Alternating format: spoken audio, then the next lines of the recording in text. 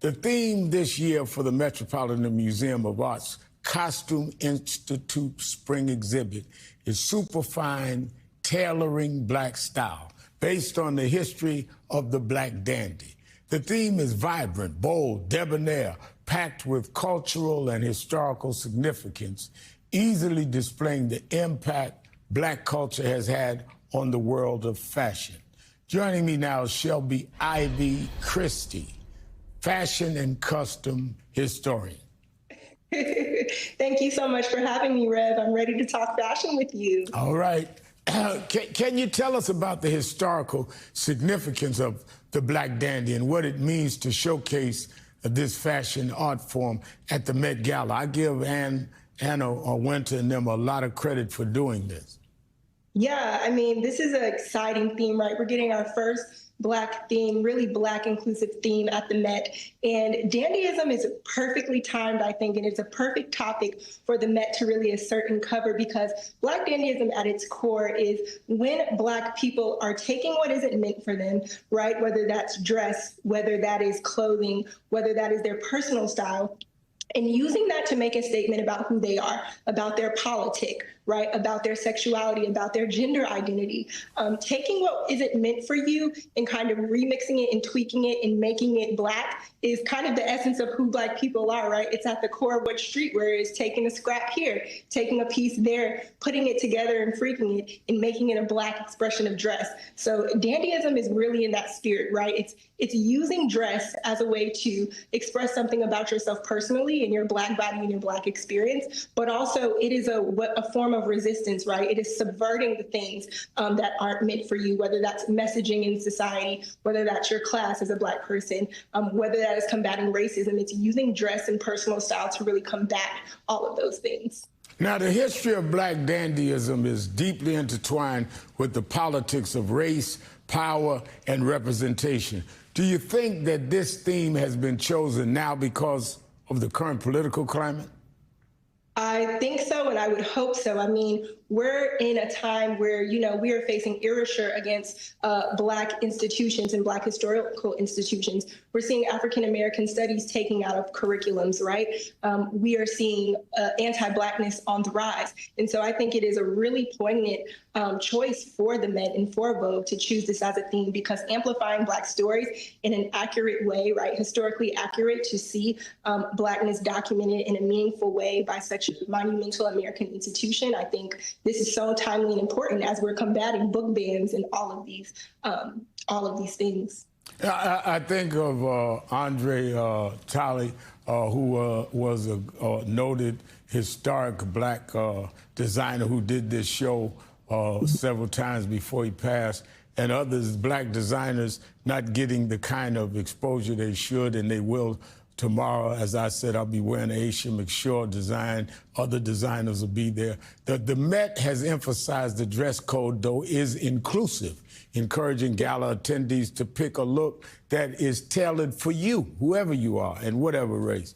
We know Black style can be imitated, but never duplicated.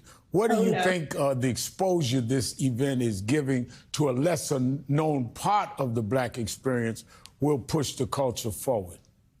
Yeah, I think talking about Black contributions to fashion is super important. It's what I've dedicated my life's work to do as a fashion and costume historian, because fashion is not just a frivolous thing that sits at the surface level of who we are every day. It is the one thing as people we all participate in, right? From the day that we're born on into our adulthood and every day of our life, we're getting up and making a decision about what we wear. And that is an important decision, because the physicality of who we are in our dress communicates all these messages about who we are before we even open our mouth.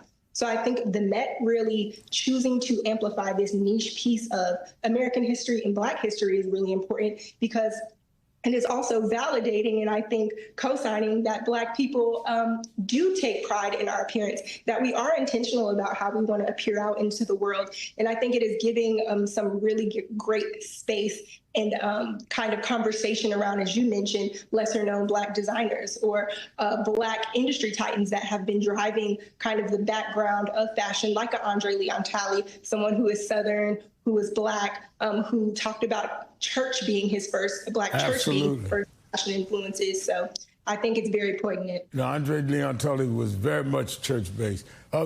President Trump's budget blueprint released on Friday calls for the elimination of the National Endowment of the Arts, which supports artistic projects in every congressional district in the country. Trump also recently signed an executive order targeting the Smithsonian Museum, promising to root out what he calls divisive ideology at institutions like the Museum of African American History and Culture. How are the administration's efforts to politicize the arts affecting events like the Met Gala? Do you think the attendees and designers are influenced by what's going on? I believe so. I mean, the Met is a museum. It is a steward of art, a steward of history. And so to say that they would not be impacted, I think would be an understatement. I think these attempts by the administration to directly target Black history and erasure is something that we're battling against. And so to your earlier question, to answer again and restate, this is the perfect time to be for the Met and for Vogue to be putting on a theme that asserts Black style, that tells pieces of Black history, and that is documenting Black history in a big way, because as we can see, Black history is under attack through this legislation, history as a whole, and access to accurate African American history and just American history is becoming more challenging with these kinds of legislation being put forward and these kinds of policy changes. So I don't think the Met is going to be exempt from some of that impact. And again, they're not being anti anyone else. They're just raising people who have not had this kind of notice before at this level. It's being inclusive. It's not trying to be divisive at all. This year, and I give a lot of credit to Andre and others that pioneered that, and again, Anna Wintour, that said, let's do this so we're inclusive of everybody and let everybody come their way.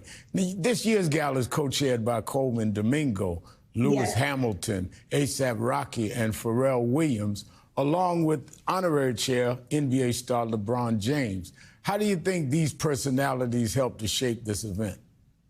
Oh, I think it's a wonderful host committee, especially Coleman Domingo, right? Three things are true about Coleman Domingo and in this world, right? Taxes, death, and Coleman Domingo is going to put on a stellar outfit. He always looks amazing. But I think having him involved also speaks to what is at the core of dandyism and is often sometimes brushed aside, which is Black queerness. Queerness cannot get lost in the conversation around what is a Black dandy, because again, dandyism is subverting social norms. It's taking up who you are and asserting it. And Coleman Domingo does that a lot in his dress. He plays between feminine dress and masculine dress, and he is someone who is openly gay. So I think his presence on the host committee is really important. Pharrell Williams is another figure who's been in fashion for decades, right?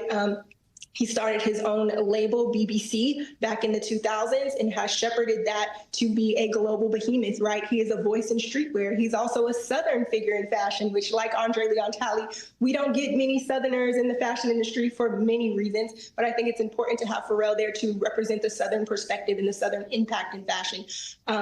And yeah, I think it's just a great group. A$AP Rocky reps Harlem. He's very inspired by the South with his gold grills, and he has that Texas influence kind of in his style and his dress and in his music. So I think the host committee is great, and I'm really looking forward to seeing the exhibition and kind of the gala and how it all comes together and the work that they've done. No, and all of them outstanding. Coleman definitely stands out. Talk a little bit more about the focus on Black men. In this time in politics when masculinity is being debated, what's the message you think that's being sent here? Yeah, I think, and I hopefully think that, Black men see that there is space for them to express themselves and be who they are through style and through their visual output, and be authentic in that. Someone, like we said, like a Coleman Domingo, who is not shying away from his sexuality, and he walks in both his feminine side and his masculine side. In silhouette, right? Men should not be afraid to wear a tighter cut or, something that may be meant for what we define as a woman or a more feminine silhouette, men can step into that, right? Pharrell Williams is a great example of that. During his work in his time with Chanel, he wore Chanel pearls. He wore the iconic Chanel cardigans, things that were more probably seen as feminine. He took them on in his own right and owned them and showed that they can be masculine. So I think this theme is really important, and I hope it does speak to the Black male population and let them know that, hey, you can be who you are, you can express who you are, and we continue the work of, dismantling toxic masculinity through dress, maybe. Absolutely, and I'll have on my Black Dandy preacher outfit that she makes for me.